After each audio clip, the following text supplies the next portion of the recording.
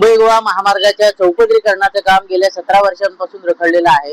केंद्रीय मंत्री नितीन गडकरी यांनी 31 मे ची डेडलाईन दिली होती, परंतु 31 मे पूर्वी महामार्गाच्या चौपदरीकरणाचे काम पूर्ण होईल अशी सुत्रामही शक्यता वाटत नाही। आता आपण चिपळूण मधील शहरातून जाणाऱ्या उड्डाण पुलाजवळ उभे आहोत। आपण बघू शकतो उड्डाण पुलाचं खूप मोठं काम अजूनही शिल्लक आहे। त्यामुळे आता गडकरींनी दिलेली 31 मे ची डेडलाईन संपायला अवघे काही दिवस शिल्लक राहिलेले आहेत आणि असं असताना मोठ्या प्रमाणात या ठिकाणी महामार्गाच्या चौपदरीकरणाचं काम शिल्लक असलेलं आपल्याला दिसून येतं। आपण जर संपूर्ण कोकणाचा विचार केला तर मुंबई गोवा महामार्गाच्या चौपदरीकरणातील पुलाची जी कामे असतील ती आपल्याला रखडलेली दिसतात। अंडरपासची कामं रखडलेली दिसतात। माणगावहून जाणारा जो बायपास आहे त्याचं काम कोकण रेल्वेचे जे विजेचे पोल आहेत ते हटवलेले नाही, त्यामुळे तेही रखडलेलं आहे। आणि आपण आता ही दृश्य बघतोय ती चिपळूण शहरामधून जाणाऱ्या उड्डाण पुलाचे आहेत। या ठिकाणी अजूनही पुलाचं मोठं काम बाकी आहे आणि ते वेगाने सुरू आहे आपल्याला असं दिसतंय।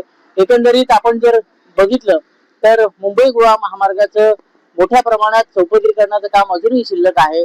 पुलांची कामं असतील, अंडरब्रिजची कामं असतील किंवा रस्त्यांची कामं असतील मोठ्या प्रमाणात शिल्लक आहेत। आणि असं असताना सुद्धा मुंबई गोवा महामार्गावरील पहिला टोल नाका सुरू झालेला आहे।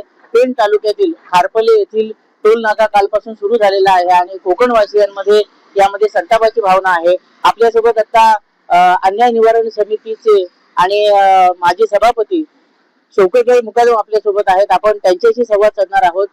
शौकतभाई, नितीन गडकरींनी 31 मे पूर्वी हा चौपदरीकरणाचं काम पूर्ण होईल असं सांगितलं होतं। तुम्हाला काय वाटतं 31 मे पर्यंत कामं पूर्ण होतील का?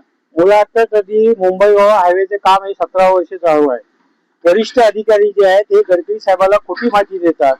अजून 2 ते 2.5 वर्ष हे मुंबई गोवा हायवे पुलाचं व रस्त्याचं काम अजिबात होणार नाही, कारण कामच धीम्य गतीने चालू आहे। माणसं नाहीत, मशिनरी बदलत आहेत, कॉन्ट्रॅक्टर बदलत आहेत, त्यामुळे हा मुंबई गोवा हायवे हा अडचणीत झालेला आहे।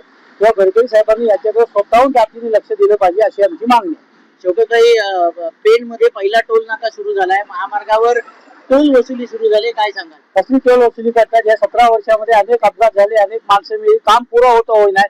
या कोकणामध्ये टोल बी आम्ही काय बसवून देणार नाही। अनेक जीव गेलेत, अनेक बळी गेलेत, त्यामुळे हा डोंगरीचा भाग आहे, तिथे टोल बसवण्याचा काही संबंध येत नाही। चिपळूणमध्ये टोल बसवण्याचा प्रयोग सतीवर झाला होता, तो आम्ही बंद पाडला। तसेच ते कोकणातले टोल आम्ही बंद पाडू।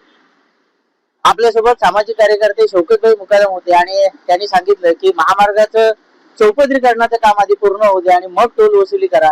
जर महामार्गाच्या चौपदरीकरणाचं काम सुरू होण्यापूर्वी जर टोल वसुली केली तर आम्ही टोल वसुली करू देणार नाही असंही त्यांनी सांगितलेलं आहे। एकंदरीत आपण बघितलं तर महामार्गाच्या चौपदरीकरणाचं काम रखडलेलं आहे आणि शौकतभाई यांनी सांगितलं की अजून 2 वर्ष तरी हे काम पूर्ण होणार नाही। एकंदरीत येत्या पावसाळ्यात चाकरमानी असतील किंवा कोकणवासी असतील यांना मुंबई गोवा महामार्गावरून प्रवास करताना यातना भोगाव्या लागणार आहेत, एवढं मात्र नक्की। योगेश बांडागळे, जय महाराष्ट्र, रत्नागिरी।